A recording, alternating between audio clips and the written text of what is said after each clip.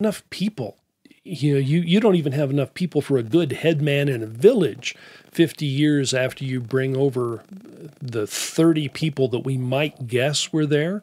And then for someone to assume that because 30 people came over that they must have not only contributed their DNA in ways that were going to be preserved, but that they would contribute all of their culture and all of their language, and we should find this.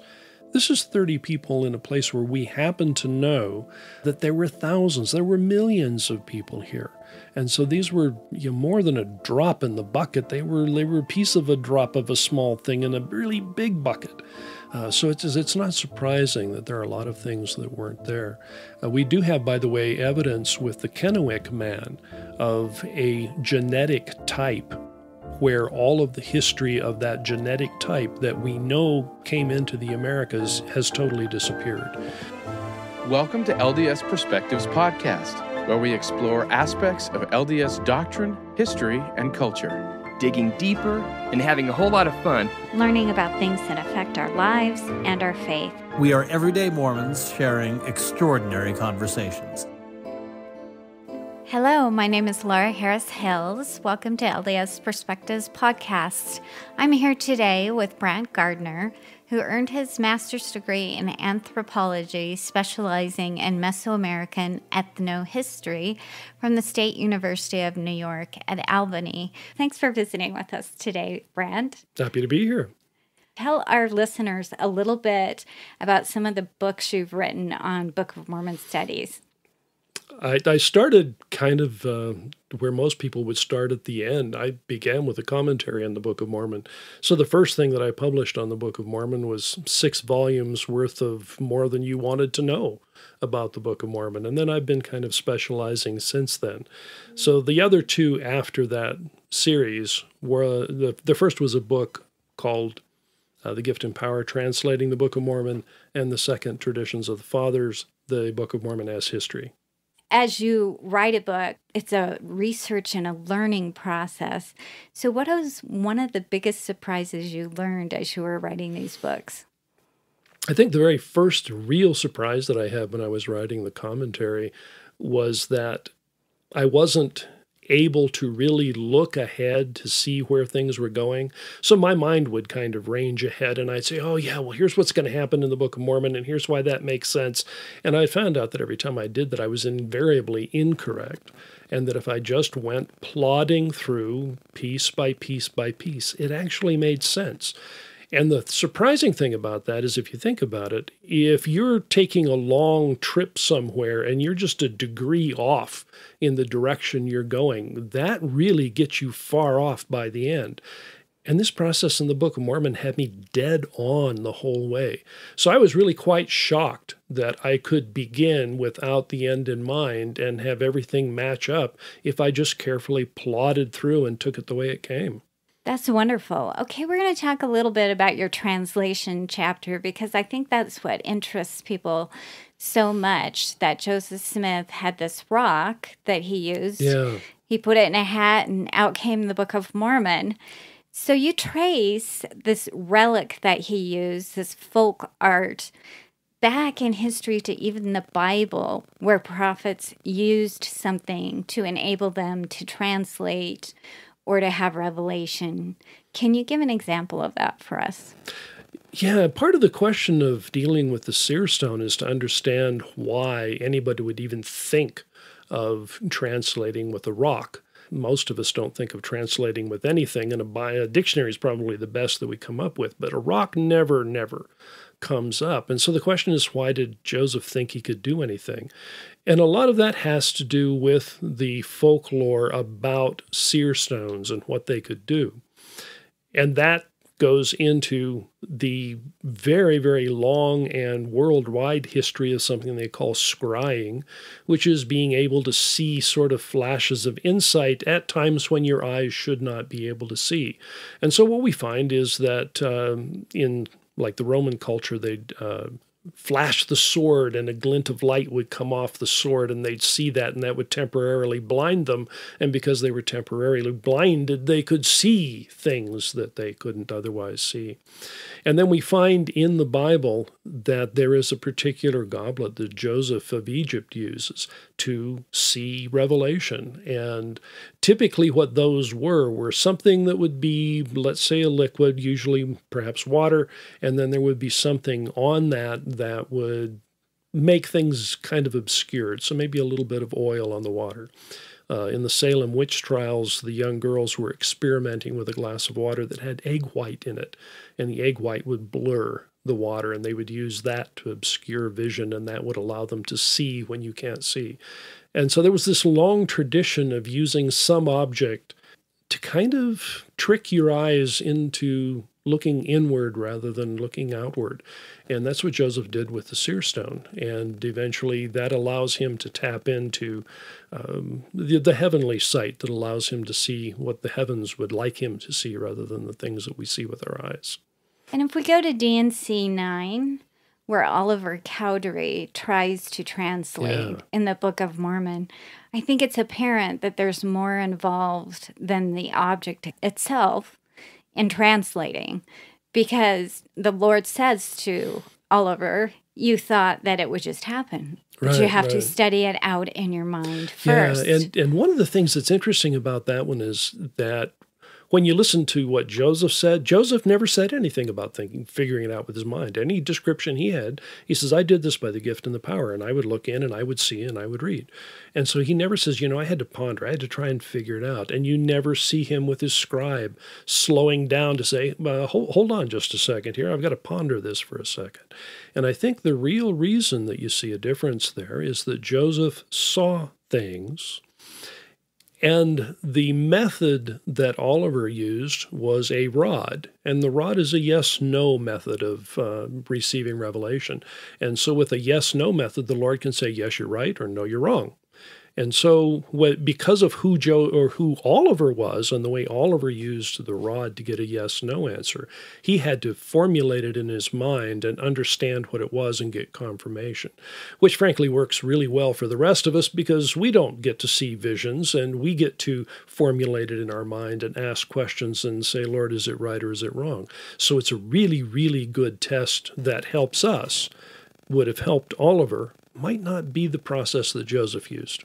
A while ago, I was able to attend a presentation by Tyler Griffiths, who is in charge of the BYU's new software program that they are developing for BYU students so that they can make an interactive Book of Mormon lands that students can download on their phones and follow as they go through the Book of Mormon, the different locations. And they've coordinated those to the text of the Book of Mormon.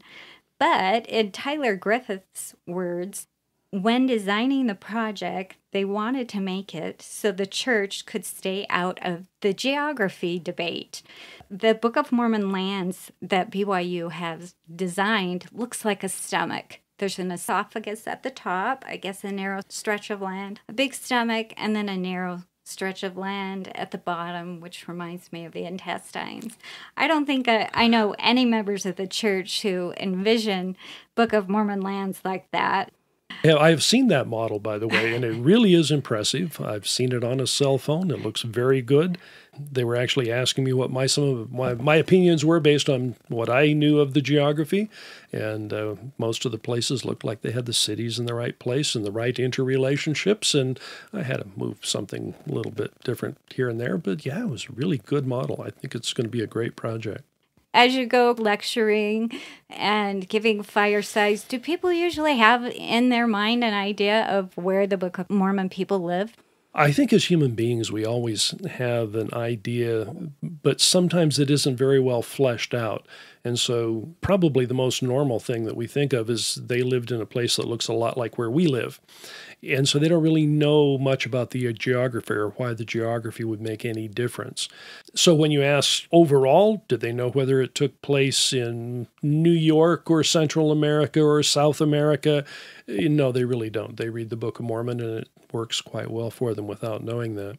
However, if we can find places in a real-world geography that explain the Book of Mormon, then we can learn things that we otherwise might not learn about the Book of Mormon. And that's where the geography gets interesting. It does not prove the Book of Mormon. What it does is it really makes it interesting because it helps us understand things that we might not have understood before.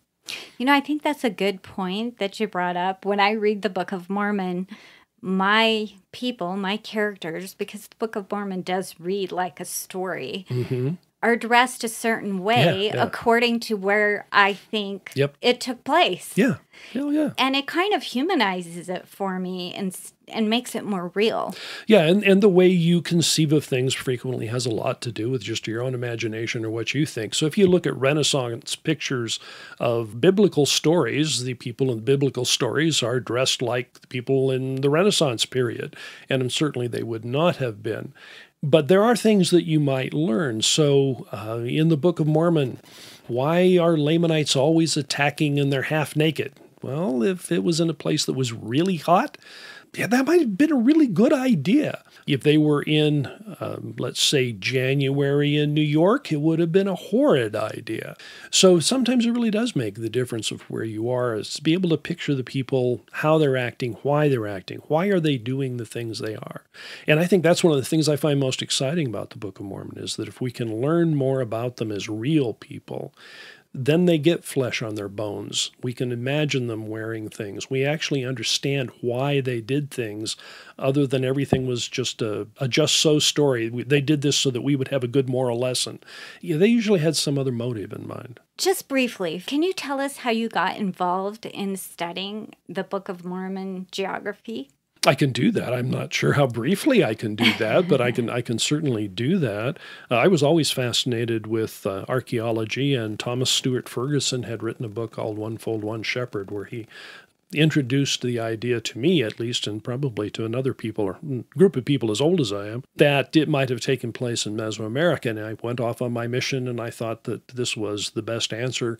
And so I would tell people about it, and I thought it was really great. And I went to Spain on my mission, learned how to speak Spanish, came back, and I said, I'm going to be telling people that this is true. I should do it because I have read the sources, and I can say, yes, this is true because I've read it and it's true. And so I did, and found out that some of it wasn't as true as what I had been led to believe. And so I had to learn more to find out what was going on, and just became thoroughly addicted to the subject and couldn't put it down. I came into it kind of backwards, and now I really can't seem to get on to anything else. Every time I think I've finished with everything I could possibly say about the Book of Mormon, it comes and grabs me and said, oh, by the way, here's something else you should think about. You do believe that the Book of Mormon took place in Mesoamerica, right? Correct. And for those who might not know what it's meant by Mesoamerica, this is actually a fairly limited area. Mesoamerica is even larger than where we think the Book of Mormon would have taken place. But if you would guess, if you're looking at a map and you're seeing southern Mexico and it looks like a boot, up in the toe of the boot is the Yucatan Peninsula, probably not terribly involved in the Book of Mormon, but down in the heel of the boot, that probably was in the area, probably for the land of Nephi, and then heading up towards the ankle of the boot is the land of Zarahemla, and the land northward, just a bit north of the boots. Really a limited, small area where all of this is taking place. So in your writings, I have noticed that you constantly go back to correlation and convergence as important things to look at when you're trying to determine a location for the Book of Mormon. Yes. So when you were studying the geography, what kind of correlations did you find? And what kind of correlations did you need to look for? Here's the worst thing that we've done with the Book of Mormon studies is we've taken two different things that kind of look alike, and we've said, oh, well, they look kind of similar, therefore they must be related. And that isn't a strong enough connection and it's led us down some wrong paths. So the idea of a convergence is that you want to have more than two pieces. You want to have multiple things that all get put together. So you'll begin with the geography, and in the geography you darn well better find a narrow neck, and you better find a river because they have a Sidon. But then you have to find other pieces that fit in. So it isn't sufficient just to have a narrow neck and just to have an east sea. You have to have a manti that has a valley to the east of it. Nobody ever seems to remember that. We have bountiful. We know that it has to be a military protection for the land northward, and it should be on the eastern seaboard. And if you can't get it close enough to the eastern seaboard and the narrow neck, then it doesn't have any military function. So in the geography itself, there are multiple points that all have to get together and all have to agree before the geography works. Then you can have a geography that could work perfectly and find out that nobody lived there. And if nobody lived there, it's still the wrong place, no matter what you can say about the geography. So we have several geographies that have been proposed where somebody is able to make the argument that there is a river and there is a narrow neck of land and there is this and there is that. But there were no people there at the right time, or the people that were there did not have a sufficient culture. So once you get a geography, now you have to layer on top of that a people, and the people have to match with what's happening in the Book of Mormon. Very, very simple kind of thing. You have to have Jaredites north of the Nephites. You never get Jaredites down in Nephite lands, and until very, very late in the Book of Mormon, you don't get Nephites into Jaredite lands. You have to find a place where that happened. And so far, I've not found any place other than Mesoamerica where I can make all of those pieces fit.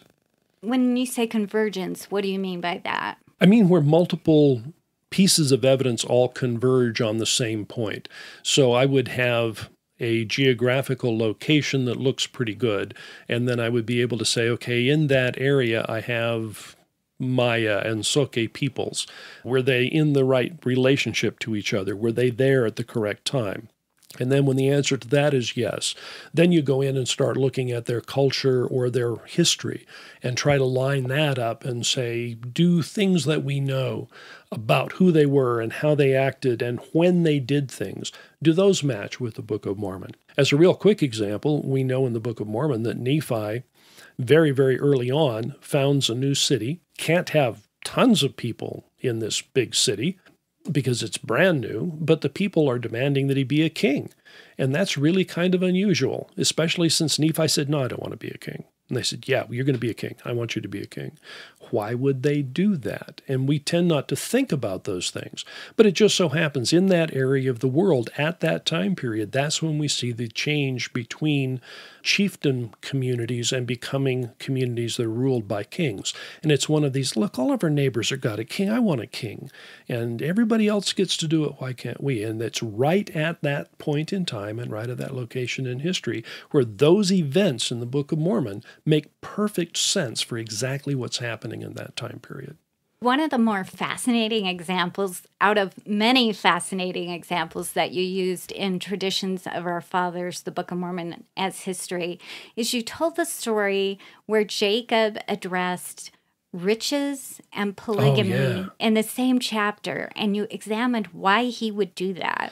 Yeah, and that was really kind of a strange one to look at because you can't see why he would pick those two things. And he's really unhappy with the Nephites, and he tells them so. And he says, you guys are really doing bad things, and what's really, really bad is polygamy, and oh, by the way, you're wearing too fancy of clothing. It just doesn't seem to make sense. However, in the context of that particular time period, again, when we have early in the Book of Mormon, people who are going from smaller communities to larger ones, this is the time period when in those cultures in that area, they were having people who wanted to do better, and so they wanted to increase trade, and you got to have fancy clothing because it came from somewhere else.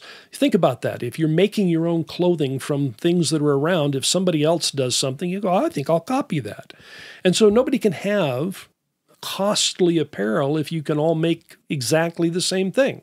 And in traditional societies, it's not unusual that people who live together tend to make the same clothing. So costly apparel was something that they got from somewhere else, and that's what made it costly. Well, how did they get it? Well, they had to trade. How do you trade? Well, you have to have excess.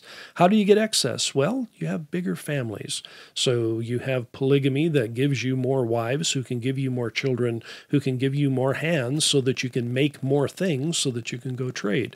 And it is a process that has been determined archaeologically for that area in that period of time, that this is the kind of thing was happening. And so apparently that is affecting, just like wanting to have a king affected early Nephites, these two things affected them. And the reason that Jacob talks about them together is because they were related. Getting the costly apparel required the excess trade goods, and the excess trade goods came from polygamous families, so they had more hands to do the work. When I was rereading this chapter, I was thinking this intersects with another criticism of the Book of Mormon. There's this big debate because we haven't been able to find any DNA evidence for Israelites in America. But if you look at the text, it really never explicitly says Lehi's family landed on an empty continent. We've just assumed that for many, many years. If you look at Jacob chapter 3 and chapter 2, where it discusses polygamy and riches, they wouldn't be practicing polygamy if there weren't other people there. This is less than 50 years since they've left Jerusalem. It would be incest. Yeah, and not only incest, but just you don't have enough people. You don't even have enough people for a good headman in a village 50 years after you bring over the 30 people that we might guess were there. And then for someone to assume that because 30 people came over that they must have not only contributed their DNA in ways that were going to be preserved, but that they would contribute all of their culture and all of their language, and we should find this. This is 30 people in a place where we happen to know that there were thousands, there were millions of people here. And so these were more than a drop in the bucket. They were a piece of a drop of a small thing in a really big bucket. So it's not surprising that there are a lot of things that weren't there. We do have, by the way, evidence with the Kennewick man of a genetic type where all of the history of that genetic type that we know came into the Americas has totally disappeared. So the fact that we say that the Book of Mormon genetic type, if there was one ever, has disappeared, and that's not surprising, is amply proven by the Kennewick man because it shows that that exact process occurred. You're talking about haplotype X.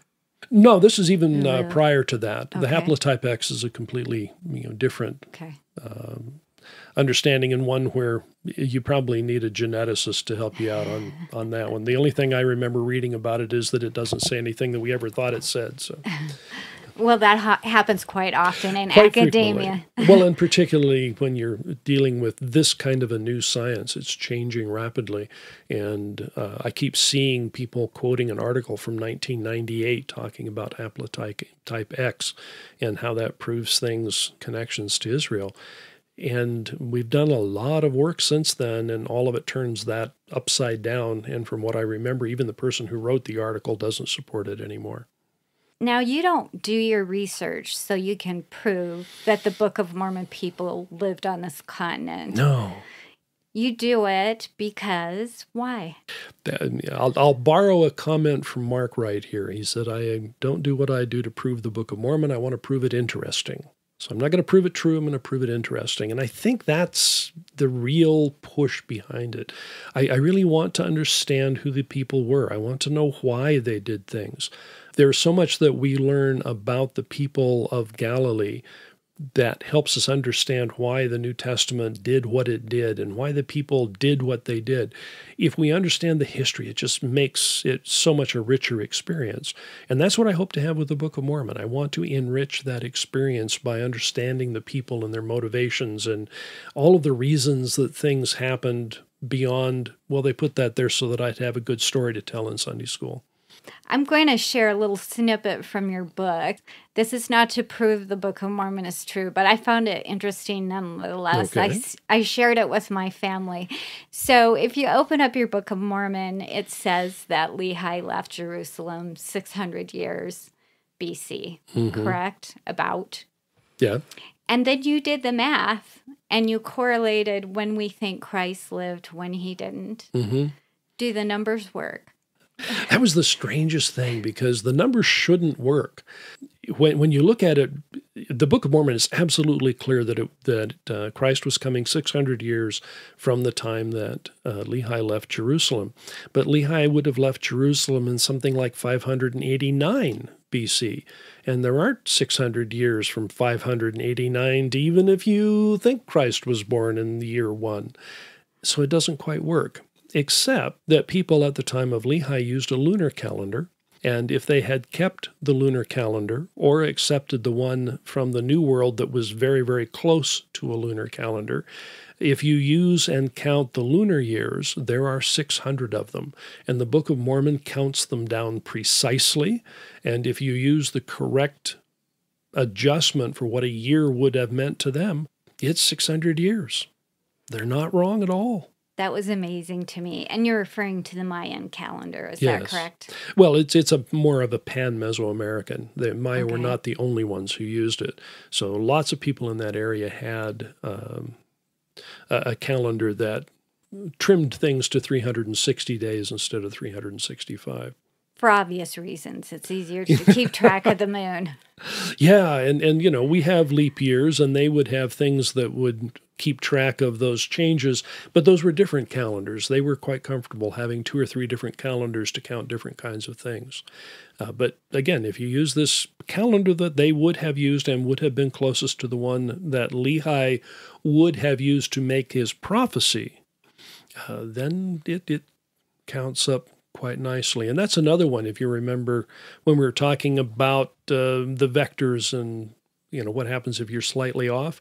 I had no idea when I started where the years were going to end up. I did not know whether or not the count was actually precise, or whether they had said, well, it's about 600 years. They count down 600 years, and it just so happens that the 600 years work correctly if you use the correct correlation. That was a shock when I found it. It was amazing to me. I loved it. There's a prominent Mesoamerican researcher named Michael Coe who said something in the 1970s, and I'm going to paraphrase it, but basically he said it's really hard to take the Book of Mormon seriously because the members say things that are simply not true. What do you think he was referring to? I think one of the things that he was referring to is that there have been a number of members of the church that will say that the Book of Mormon caused every good thing that ever happened on this continent, that all civilization, the fact that the Maya could write, the fact that they probably knew their left hand from their right, all of those things, anything good would have come from the Book of Mormon. And they know that that didn't happen. And so Michael Coe is quite correct that we have been our own worst enemy in the way that we have presented the story of the Book of Mormon, because we have mentioned things that could not have been true. Now, he used that to indicate that the Book of Mormon probably wasn't true, and I think that it's much more likely that it's been our approach that's been wrong, not the book. So I think with the right approach, we can get the right information. But yeah, we can't just dismiss the archaeologists and say that because they don't believe in the Book of Mormon that they must be wrong.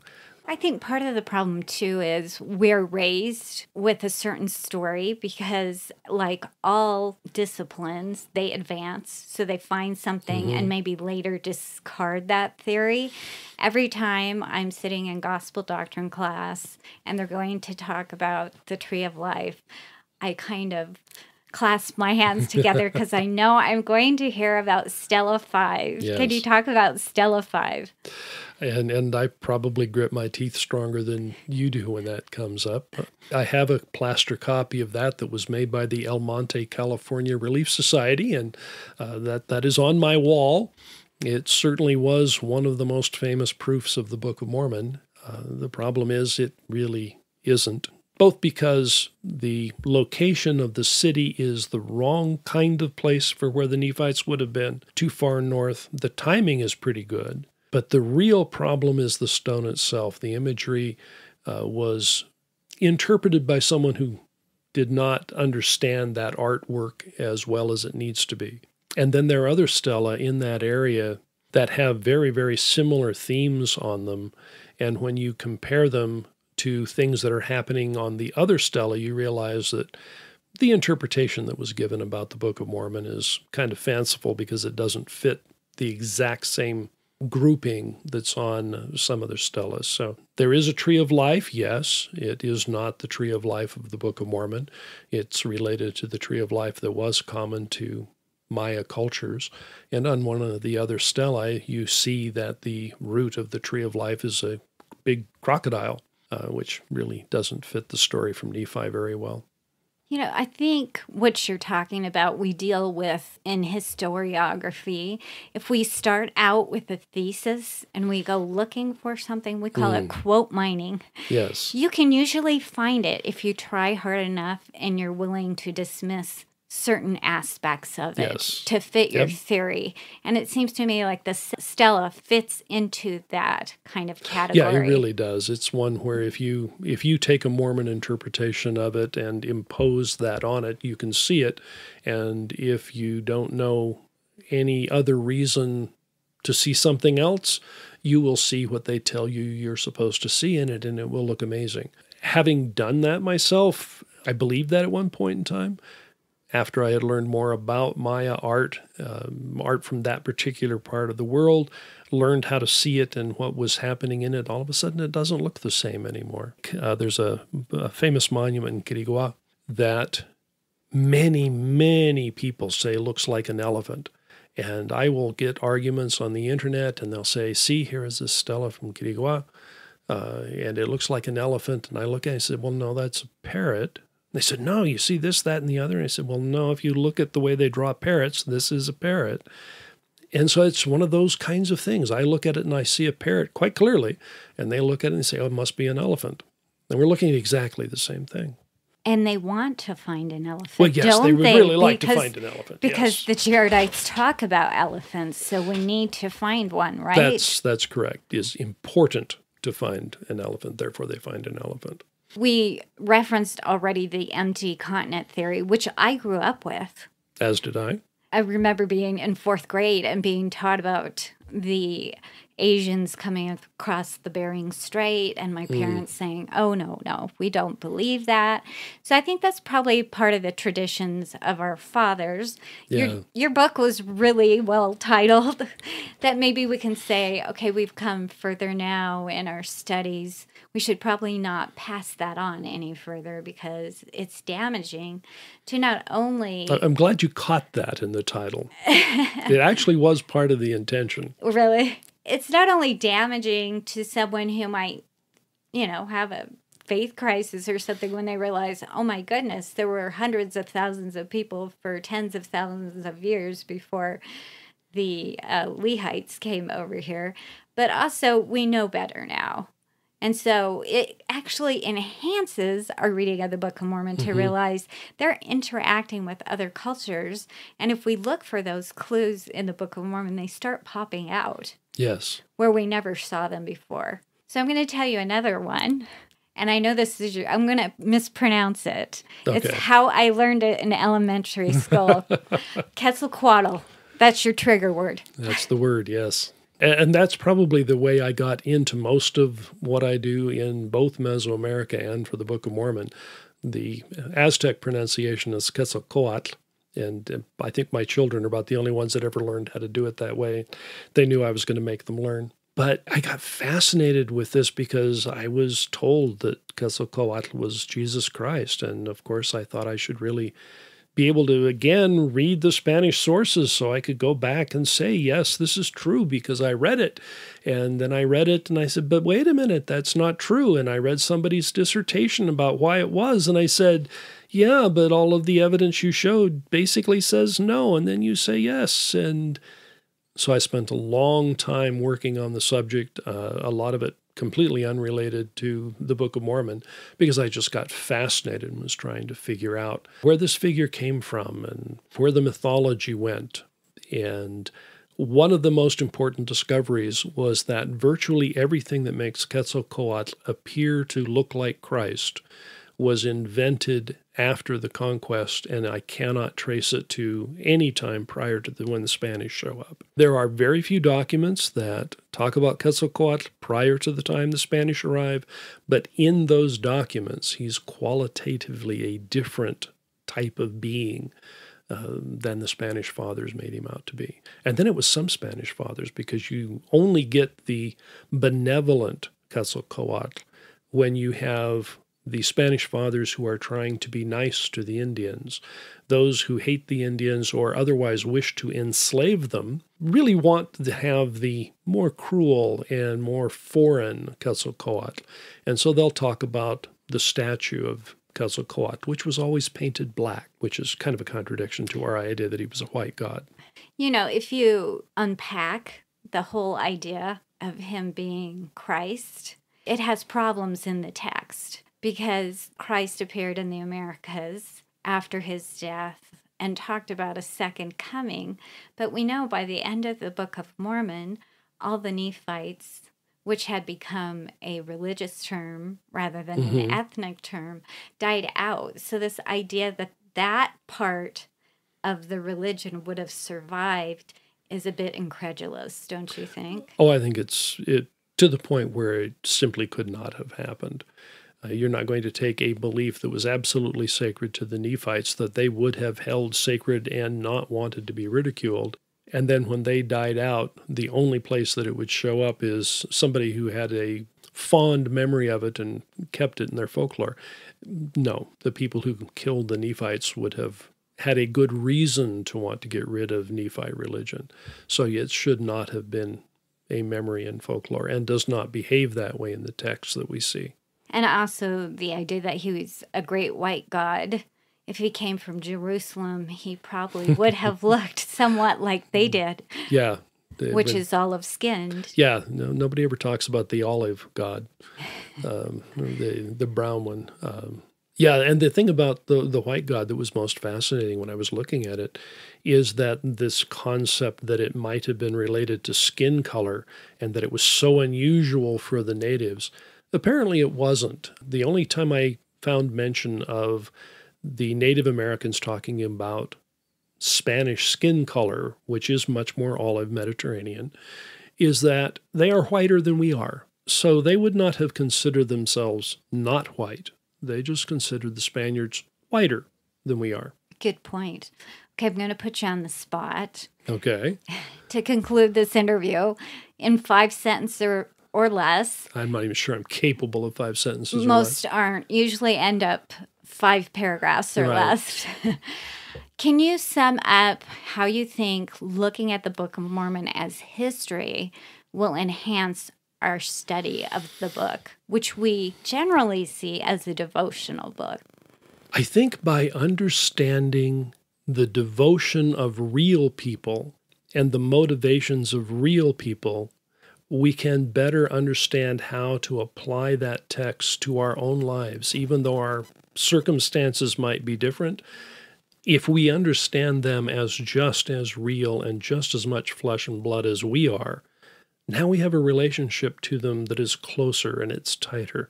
And the solutions that they come up with for spiritual benefit are just closer to things that we understand and things that can help us better because we feel for them and with them. Thanks, Brant, for visiting with me today. You're welcome. It's been fun. Here's what's coming up on the next episode of the LDS Perspectives podcast. And if they wanted to do things such as the appendix you mentioned, which is this daily list of possible Christmas devotionals families could do, I also have between each chapter a 2-page spread, which actually explores the traditional themes of Advent and shows how families, if they don't want to do a daily Christmas devotional, could perhaps at least take a half an hour together as a family each Sunday evening before Christmas and reflect on these themes. Yeah. So that's how the book was set up. Then, as you mentioned, I had an appendix to kind of give added ideas for families. And there's also an appendix about my son. It was a beautiful story. And I kind of felt like after we were done, we kind of hung out for a while. I'm reading the book and I was like, gosh, I feel like I know your family. Dude. Yeah, I know this guy. His kids, I'm wondering how they're doing. Yeah, and just so our listeners know why there's an appendix about my son has autism. And I really enjoyed how you kind of brought that into how it kind of changed Christmas, changed the season. Just it made things a little more meaningful as a parent. Lest people think that I've forgotten all my scholarly training and this is just kind of a how-to book for families, one of the things I was really trying to do is make that stuff accessible. LDS Perspectives podcast is not affiliated with the Church of Jesus Christ of Latter-day Saints. The opinions expressed on this episode represent the views of the guest and podcaster alone. An LDS Perspectives podcast and its parent organization may or may not agree with them. While the ideas presented may vary from traditional understandings or teachings, they in no way reflect criticism of LDS Church leaders, policies, or practices.